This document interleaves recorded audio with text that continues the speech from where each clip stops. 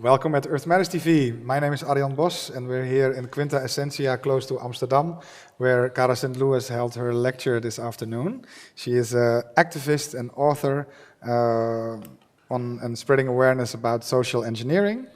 The lecture will be available on Vimeo soon, apart from this interview. And we do this in cooperation with Guido Jonkers from Want to Know. Welcome. Thank you. It was an honor to have you here in the Netherlands. It's been fantastic. Yes. I expected, I ordered a book on chemtrails and I expected to read on chemtrails, and what I discovered was the first 250 pages were about how deep mind control is in education system. Mm-hmm. What got you on the track of mind control in education? Well, it really began when I was being interviewed by Richie Allen on The People's Voice, you know. I used to work there, as maybe some people know. Richie was interviewing me about the book The Sun Thief, and he was asking me, reminding me that there were a couple of questions that everyone asks. Mm-hmm. The first one being, what's the difference between a chemtrail and a contrail? And the other one being, if it's really happening, how could it possibly be happening? Because too many people would have to know about it. And I had fielded those questions so many times that in that moment, I really felt like I just sort of left the interview psychically and took a look back, and I could just see that I was looking at what I would call a hamster wheel. I was looking at a meme. I was looking at this thing that we can't get off, that we can't stop asking, that we can't get beyond. And then I almost instantly realized that we are surrounded by that these hamster wheels is what we're trained to be on. And so I wondered, how in the world did that happen? So I started to do research because I wanted to know why we're the kind of people who can't get beyond simple questions like that. Those questions are very easy to answer. Exactly. They've been answered a million times to what should have been everybody's satisfaction. So what does that mean? That means that they don't want the answer. That means they can't go there for some reason. And I needed to know why and how that happened. Because there were enough things going on just in the chemtrail arena that were so harmful and so blatantly just anti-human that we should have been out marching in the streets. Yeah. And yet we are not. We're very passively just accepting this is going on. And in fact, we are actually participating in it in some ways, happily, thinking we're doing a good thing. I had to know what was happening, because that's not the humanity I remember. But it's not only a matter of cognitive dissonance, you mean? It's also in the education. It is in the education system, absolutely. So that's where I started. I'm a teacher. My world tends to revolve around children, and that's just the first thing I came up against through other people's really good research. You know, not the least of which is a fellow called John Taylor Gatto. I highly recommend him. He's done the most research, the most in-depth research on this subject of anyone on the planet. And he's an English speaker, so if you speak English, you can certainly enjoy listening to him. And so from him and from other sources came this idea of this education system that had been developed in the early 19th century as a response to the loss of the Battle of Jena by Napoleon had vanquished Frederick II of Prussia. And the fact that the education system should have been rolled out as a response to the loss of a battle, I found horrifying and fascinating all at the same time. And in fact, what it turned out was that there was a dedicated decision to take children and make them citizens whose highest purpose would be to serve their emperor and die for their emperor. Okay, I think everybody who lives in a country that practices any form of nationalism has a resonance with this idea. Yeah. We've all been trained to think that dying for your country is the most proud thing that you can do. That comes from the Prussian education system. So what happened? They decided to take the children away from, at a very early age, line them up in classrooms, and it doesn't take more than a couple of generations to completely change the narrative if you have a young child and you've taken them away from their parents. And their unicity. Yes, absolutely, absolutely. So that's what what I discovered was the education system. All the way up until today, it's just been refined, to a fine point of it's an experiment in subjugation. And it's incredible what the research you did, and everything is available in the public domain. It is. And what shocked you the most? That it's actually also a eugenics experiment. Okay. This comes out of the United States, actually. This is the Rockefeller agenda, and it started in Texas somewhere where they formed the actual very first board of education. The Rockefellers were very interested, and still are very interested, in this idea of breeding a different kind of human, eugenics, getting rid of the useless eaters. We've all sort of heard that comment. In fact, one of the things that happens, not blatantly, the teachers are unaware of this, is this grading system and this evaluatory task of education to put children in the place where they're most appropriately placed for their life and not giving them anything more than that. Now, the way that that's rolled out makes it seem like a good thing.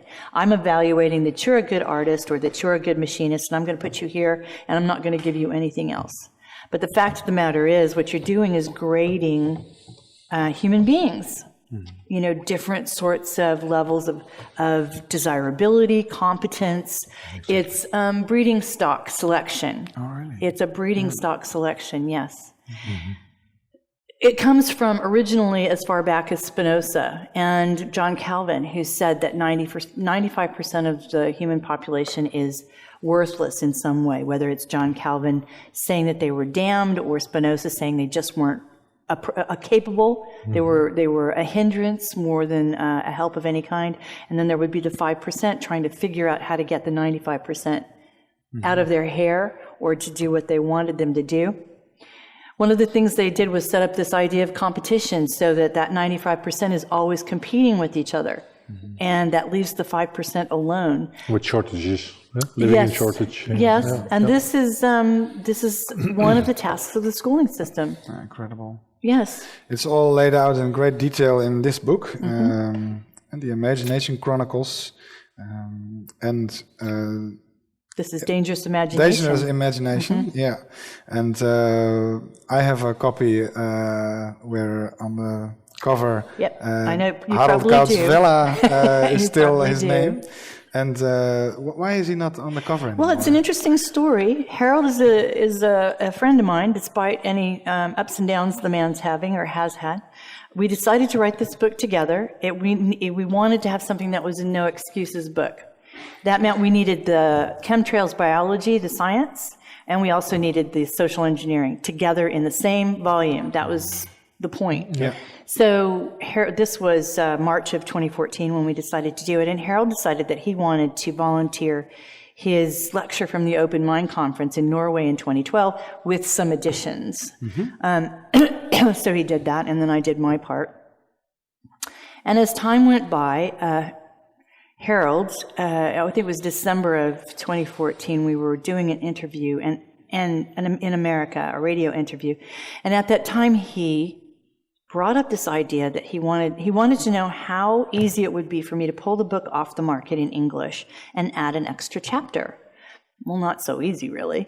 But that he wanted the chapter to essentially say that evil had won, and that if we would just stop resisting evil, everything would be okay and we could make some progress from that point. Oh, really? Well, I didn't want to do that. No. I said, no, I'm not going to do that. And it ended up being just a tug of war, just a tug of war. So whatever was going on with Harold, which he will tell you, and he has said more than once, that he was essentially possessed. He had been possessed by entities that were not doing things in his best interest, shall we say. Okay. But he quite believed it at the time, that this was the right thing to do. I tried very, very hard to shake him up. He got very angry with me for doing so. He doesn't need me to help him. All of that kind of thing. So what he did was he asked me to take him off the cover, which I did. But then he put his part in the public domain. Did you know that? No. He released it for free. which meant it's public domain. And I left it in there because for me, it's a reference. Yeah.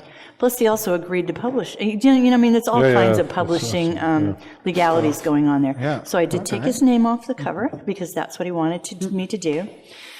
You say he said he's been possessed, and he did say that. Doggone it. He clearly also said in the Woodborough conference that how he interacted with black goo. He did. I saw him do it, and also that he made an antidote.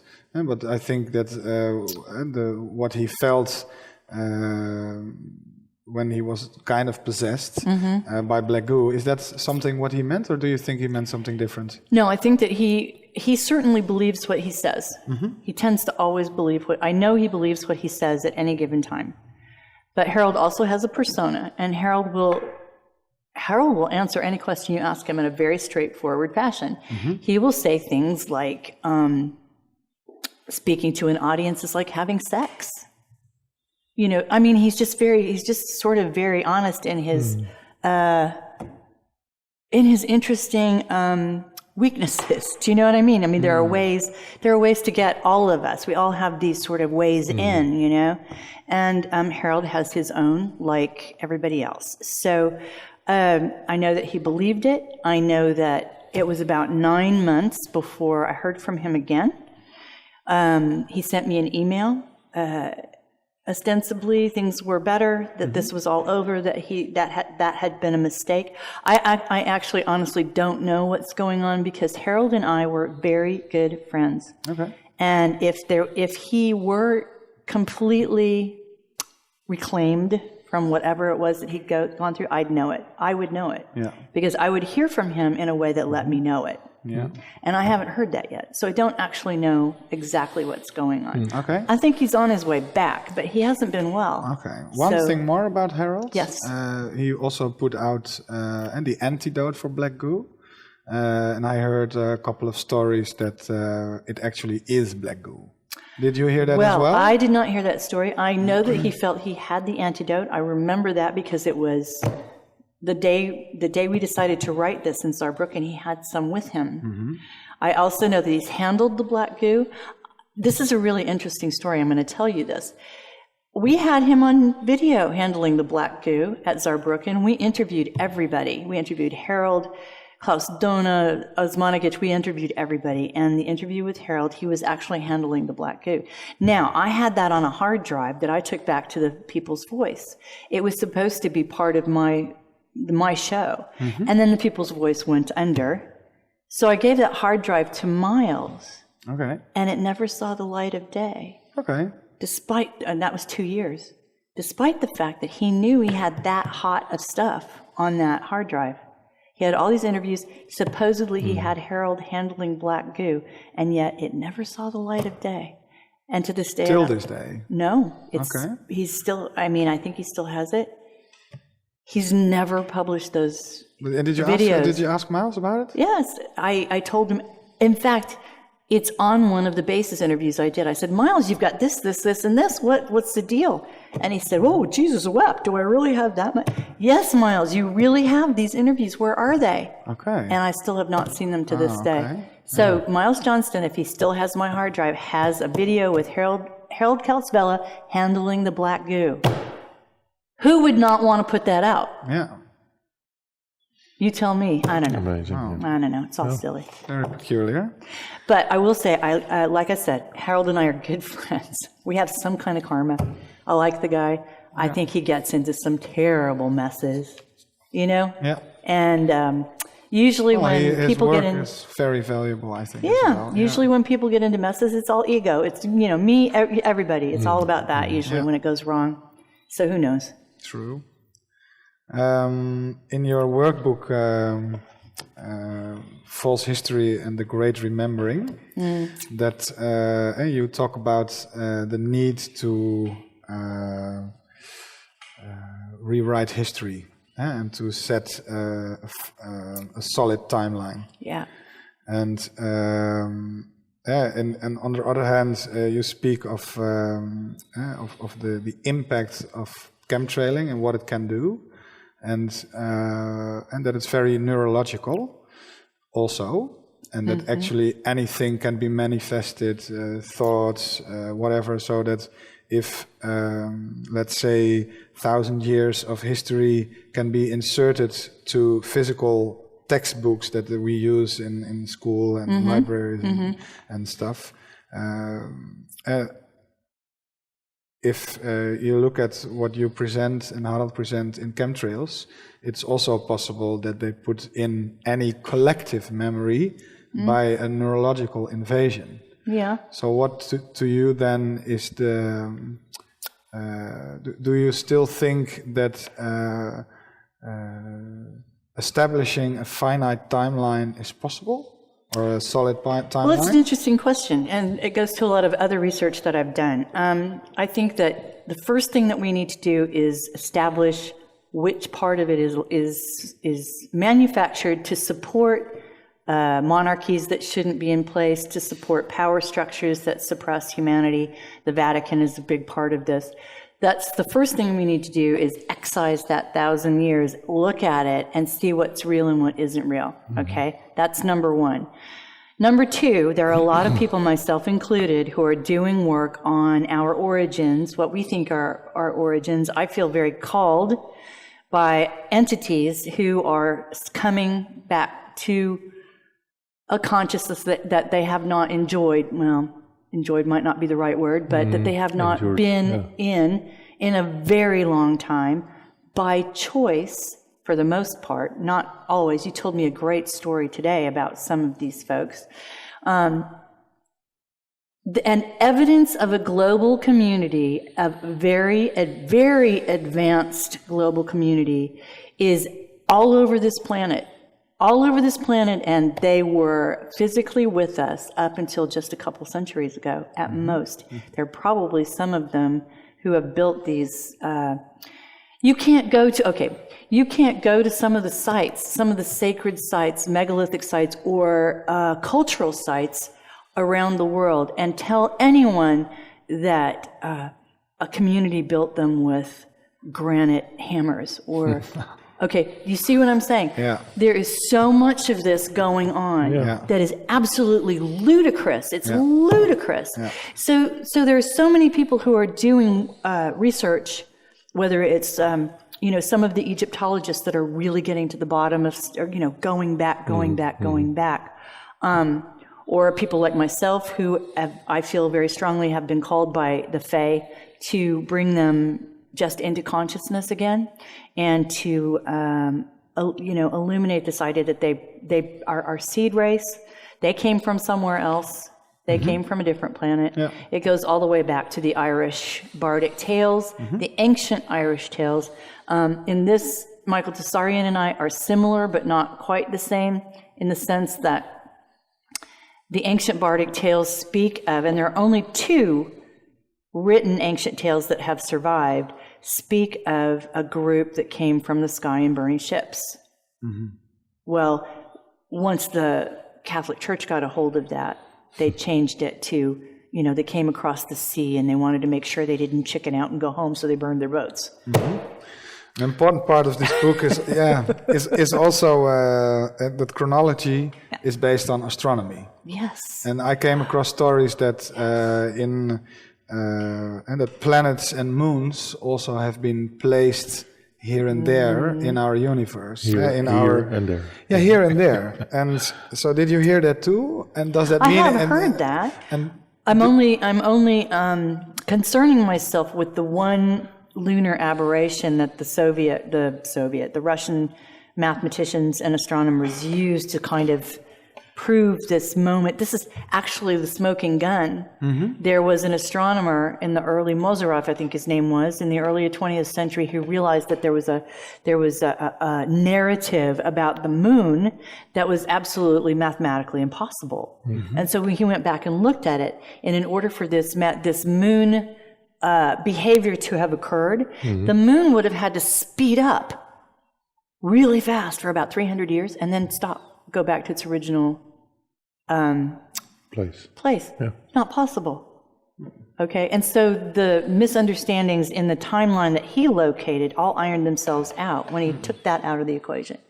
So isn't it interesting that you would use something as dumb as, I'm going to use that word, as the moon, you know, just started spinning really, really fast for 300 years and then it stopped.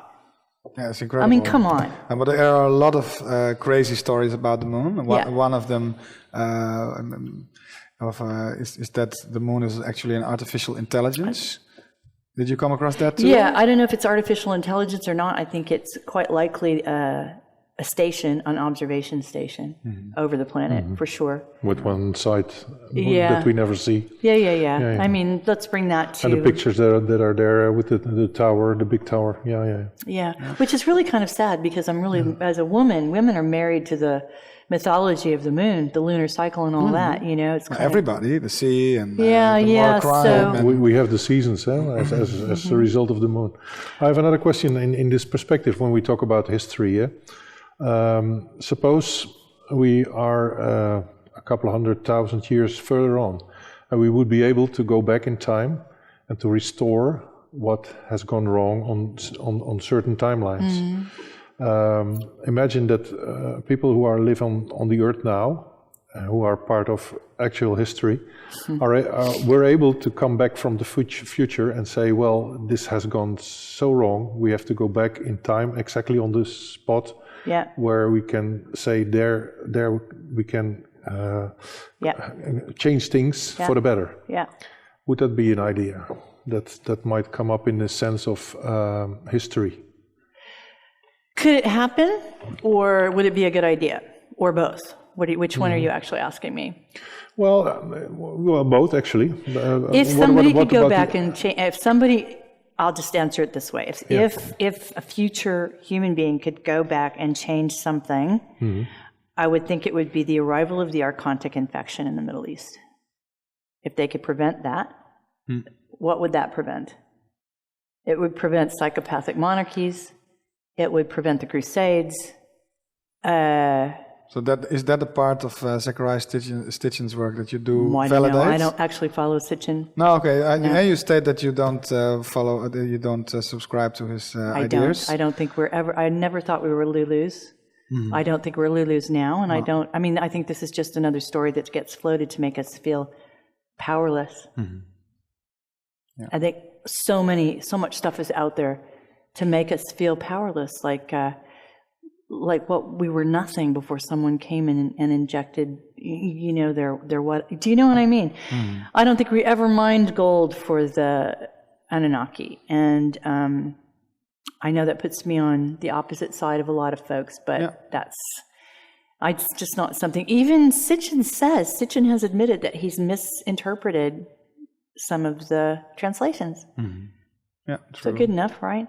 The one thing, before we move on though, the one thing I want to say about the astronomy and the timeline, you know, if you're getting ready, if you're on the verge of revealing a huge understanding like this that's based on simple astronomy, which is basically just trigonometry, what better way to deflect that than to create the flat earth theory, where astronomy doesn't work, where normal astronomy is completely discredited.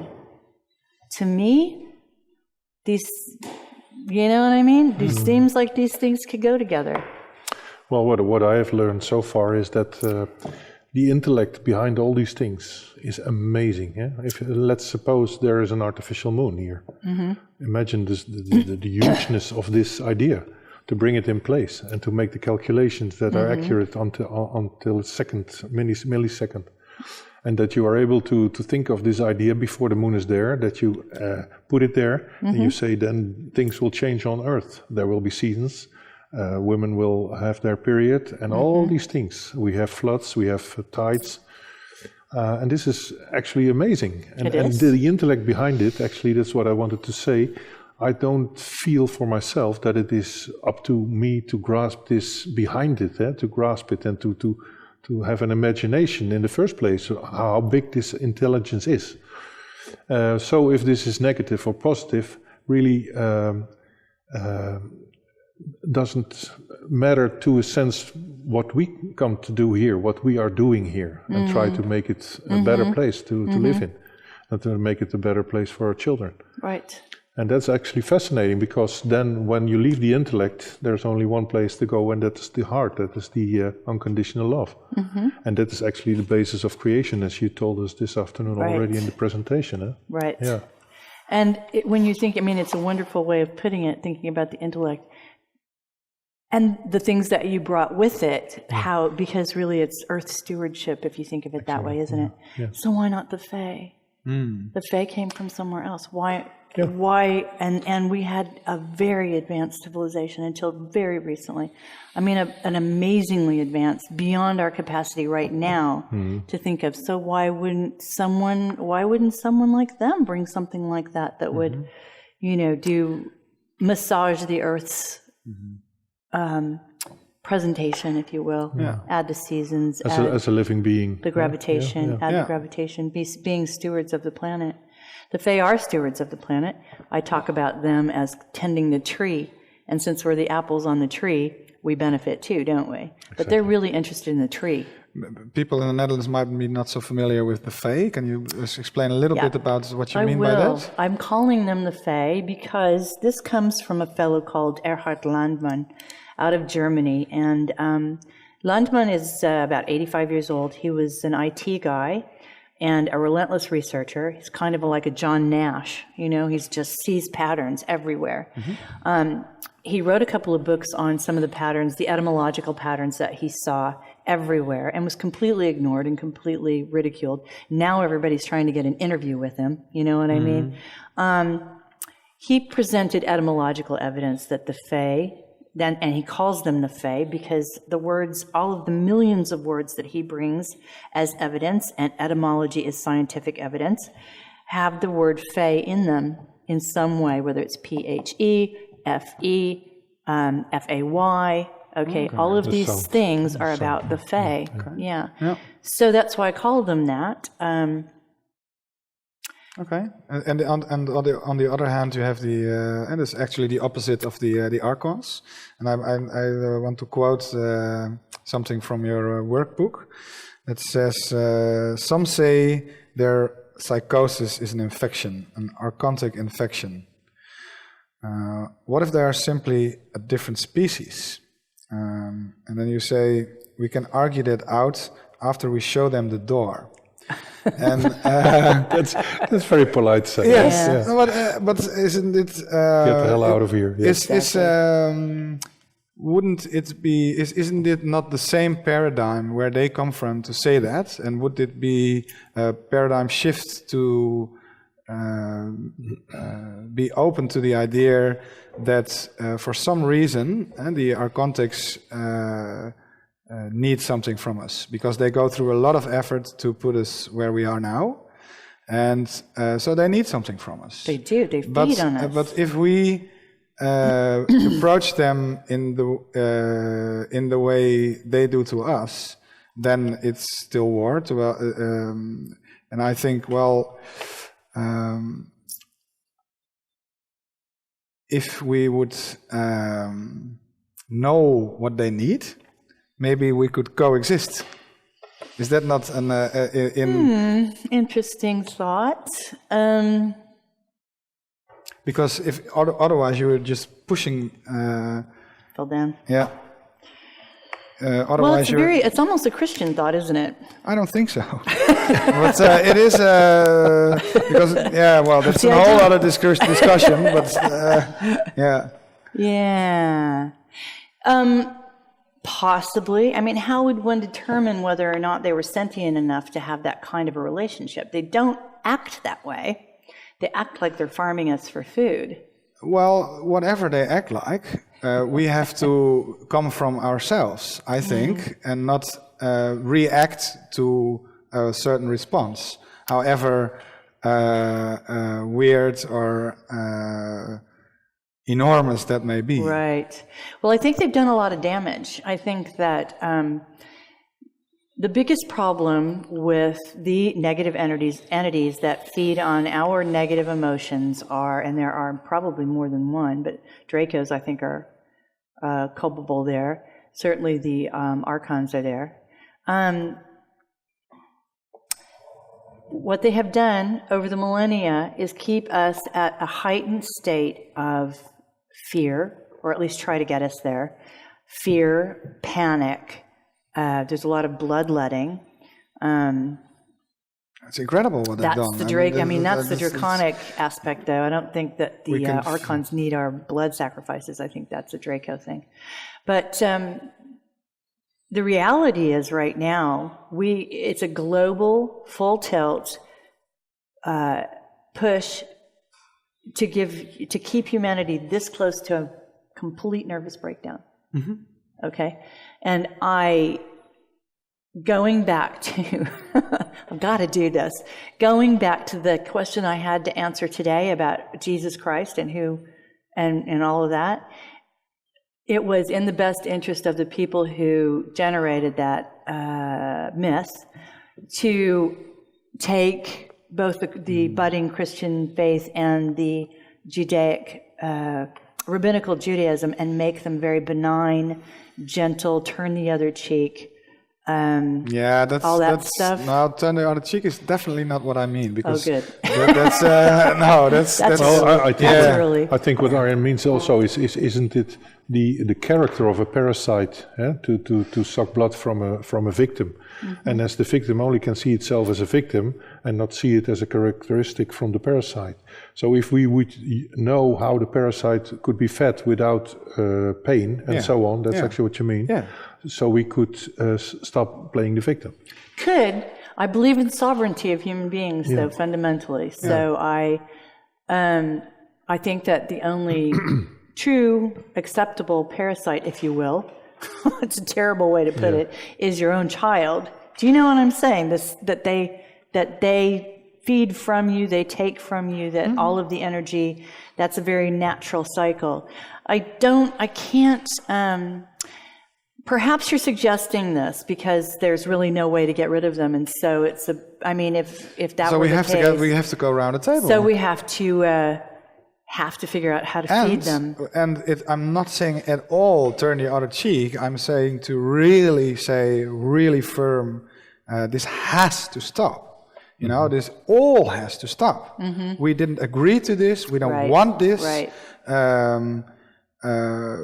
But we can still talk. We can still see if we can coexist. Right. And maybe it's even possible that suppose that they are fallen and that they need us that they need our energies to keep them alive in the state that they are in now. Yeah. But our abilities might even give them a chance to go back to their original. Mm-hmm. Perhaps. Well, and on the other side, they show us our vulnerability. They show our weak places. If they are parasitic, as we say, they show us the places where we need to protect ourselves, in a way. True. That's true. Yeah, that's. Yeah. And, it's always, I talk about the egregore and the shadow, and exactly. And they're being necessary to our lives. Mm-hmm. We are necessary to them. They can't leave this plane. They are necessary for us. There is a lot to be said for the thorn in the side theory of making us who we are. But that again, the thorn in your side that you can't get rid of, it just makes you who you are. Yeah. Forces you to be something that you might not otherwise choose to be. Yep. This is true. Exactly. This is true. It's just right now what's going on is so horrific. I do agree with you because I would be bailing out on my own theories if I did not think that we could do that. Yeah. That we had every bit of power that we need to do that. One of the things I'm trying to do is introduce an intermediary step. Now, you are very convinced that all you have to do is remove your consent, and that is true. Absolutely. All you have to do is remove your consent.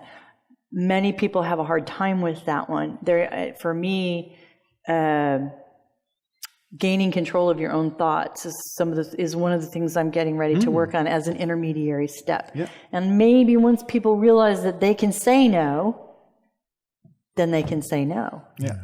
Because there's all kinds of, black magic and song and dance going on about consent right now, isn't there? Mm-hmm. Like the idea that if you don't say no, then you're consenting by not saying no. The spiritual world is so many influences of mind control. I think the most heavily influenced by mind control area ever. Yeah. And a lot of ideas which are not so empowering as well. Right. Yeah. Right. Yeah. So this idea of manufacturing consent is really important. It's important to say I do not consent. But you're right, you have to believe it. And that's the thing. That's where we're at in time. We're at that moment. I think from the perspective of consent, it also means that we, from the creatorship we have in our abilities, that consent has much more meaning than we think it has. That's true. Yeah. Absolutely true. Yeah. Absolutely true. And that's one way they're using us against ourselves. And that's why I translate that idea further to vulnerability, because that makes it neutral. Then you could say we have parasites here and there, and they are there on the spots that you need to work on. Yeah. And that's also a wrong saying, but you need to work on it. It's not a lecture or whatever, but that's places where you could go and say, well, here I'm vulnerable. Yes. Because I didn't take that place in myself, in my field. And because I didn't take that place in my field, something else or someone else came in there and said, okay, then I'll sit here and enjoy the ride. Right. Yeah. So but then we have to get rid of all the ways in which we're taken out of our field, and vacuums are created, which we talked about today. Yep. There's that as well. But yes, absolutely. Yeah. And you also talked a bit about the monarchies. Yes. And you're here in the Netherlands. I am. And you also refer to the Dutch royal family a couple of times in your books. Could you tell us a bit about how they fit into this picture? Well, we talked about the 1,000 years of inserted history, and it's been to shore up monarchies that don't have families that pretend to have the right to rule over the rest of us, when in fact no one does. No one has the right to rule over anyone else. There's nothing God-given about this nonsense. And yet there they are with this mystique built up. And all of that was sponsored by the Vatican. So the Vatican puts these monarchies in by the sword and by rewriting history and training human beings that, for example, the Dutch monarchy's been here forever. I'm not sure. William of Orange, I suppose, he's the first.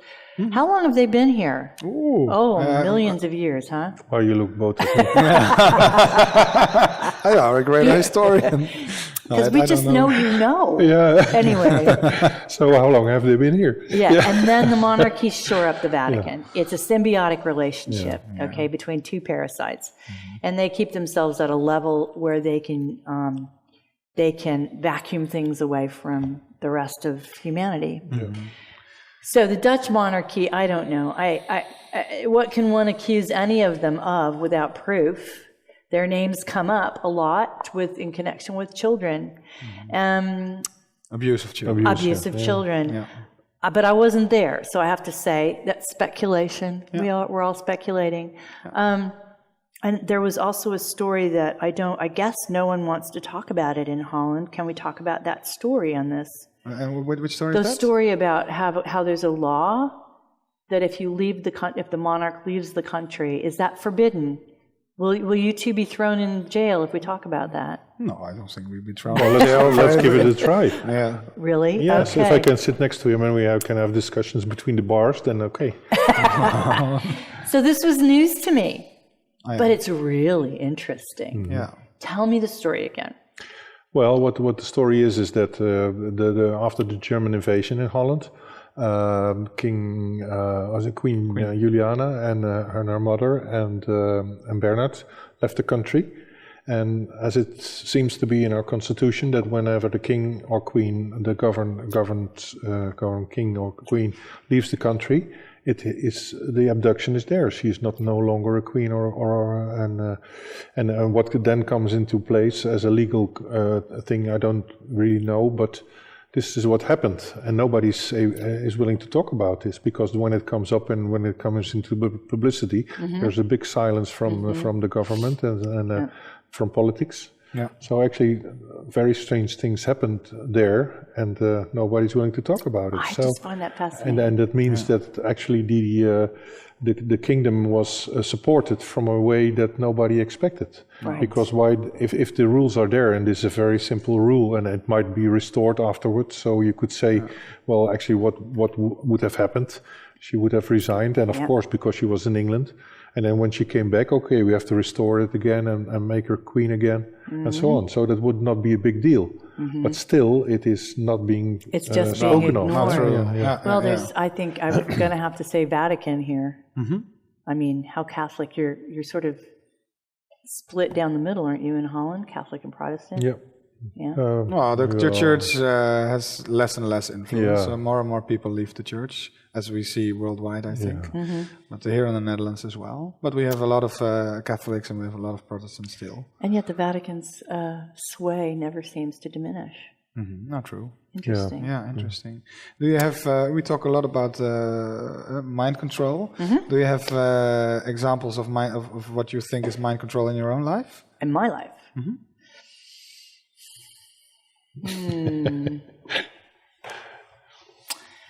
Well, let me think. I mean, I'm just trying to... today I talked about schools connected with governments. This is something that I have a lot of experience with. I mean, I think it's a really interesting question because it forces... I mean, are you asking me personally? Yeah. You know what I mean? So I'm thinking, interesting.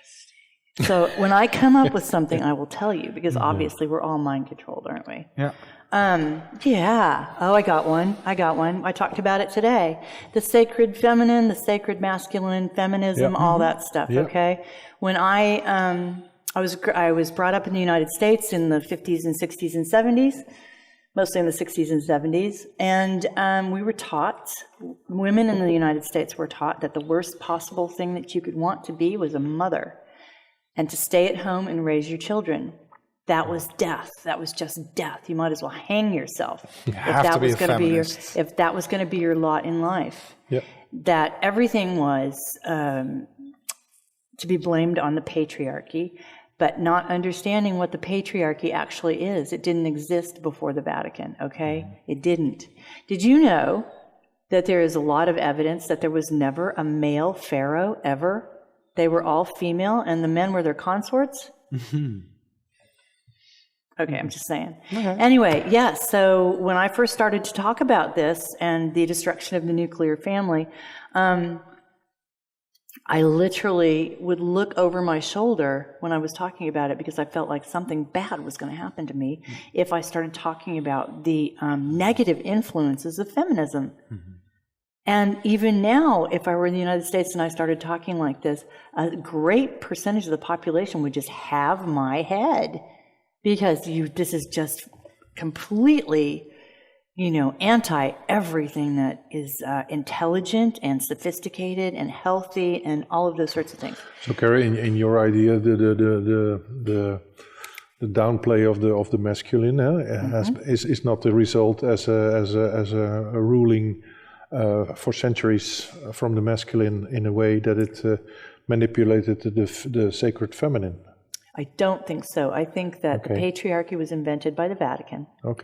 I think that the downplay of the male role in the 20th century is a direct result of the destruction, the dedicated, intentional destruction of the nuclear family that came from the Frankfurt School. And because we were in the 20th century and we had all kinds of methods of information delivery that were aimed at our neurology, like the TVs and things like that. It was very, very easy to convince us of this over 4 generations. Wouldn't it be a logical thought that the masculine was the dominant factor and not the sacred masculine, the masculine, because of the ability then to manipulate the feminine, holy feminine creation part, because the feminine is the creation where the creation starts.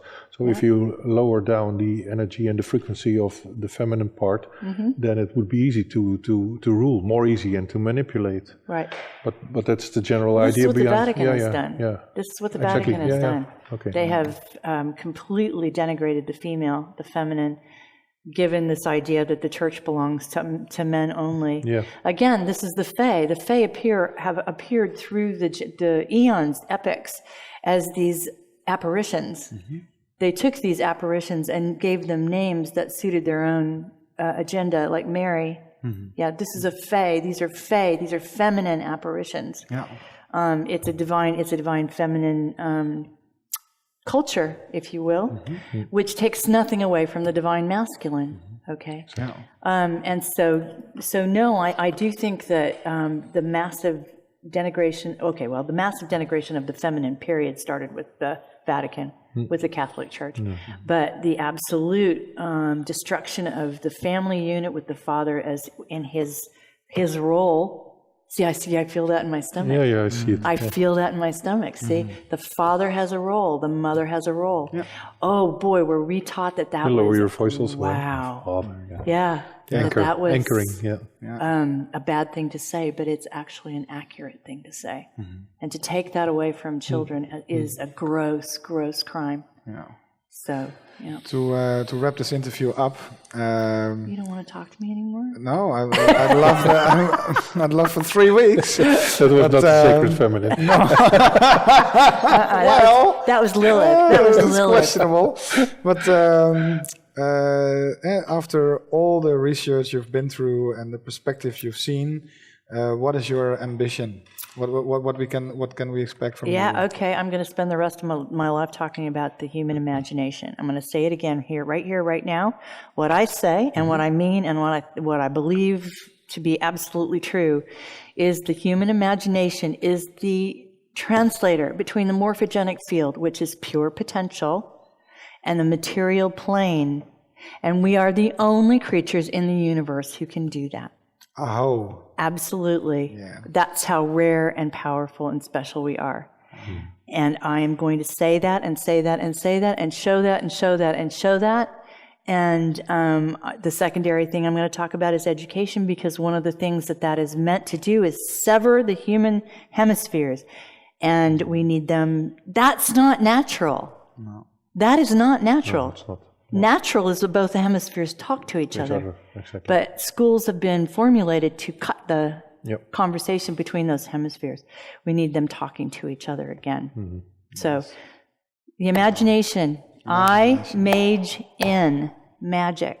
Mm-hmm. We're the magicians. It's us. With the help of the elemental realms. Yeah. The elementals are always... They're waiting for us. They are. To come back. Absolutely, they are. Yep. Wow. Well, I can't wait to hear more from you. Okay. I hope you succeed in a very big way.